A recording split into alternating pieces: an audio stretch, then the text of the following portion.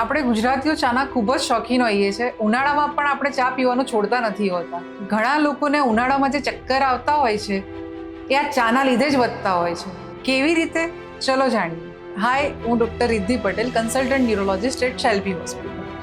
ઉનાળામાં ચક્કર વધી જતા હોય છે. તેનું મેઇન કારણ છે ડિહાઇડ્રેશન, બીપી લો થવું, ઘણીવાર માથાના દુખાવાનો, કાં તો પછી કાનના લીધે બી જે ચક્કર વધી જતા હોય છે તે આ સિઝનમાં ટેમ્પરેચર ઉપર નીચે થવાથી વધી જતા હોય છે. રાત્રે થાક તથા ઊંઘ પૂરી ના થવાના લીધે પણ ચક્કર વધી જતા હોય છે. અને ઉનાળામાં ખૂબ જ પરસેવો વળવાથી ઇલેક્ટ્રોલાઇટ ડિસ્ટર્બન્સ બી વધી જતું હોય છે. તો આ મુખ્ય કારણો છે ચક્કર વધવાના ઉનાળામાં. જો હવે તમને ઉનાળામાં ચક્કર નથી લાવવા તો ચા અને કોફીનો લિમિટેડ અમાઉન્ટમાં ઉપયોગ કરો, જેનાથી તમે ડિહાઇડ્રેશન થતું અટકાવી શકો છો. પૂરતું પાણી પીવો.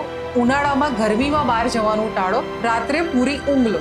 અને વૃદ્ધ વ્યક્તિઓએ અચાનકથી ઊભા થવાનું ટાળવું જોઈએ, જેનાથી પણ ચક્કર આવી શકે છે. તો આ વિડીયો તમારા ગ્રુપના ટી લવર્સને મોકલી આપો. જો ચા વધારે પીવી હોય તો પાણી પણ એટલું પીવું પડશે ચક્કર અટકાવવા માટે.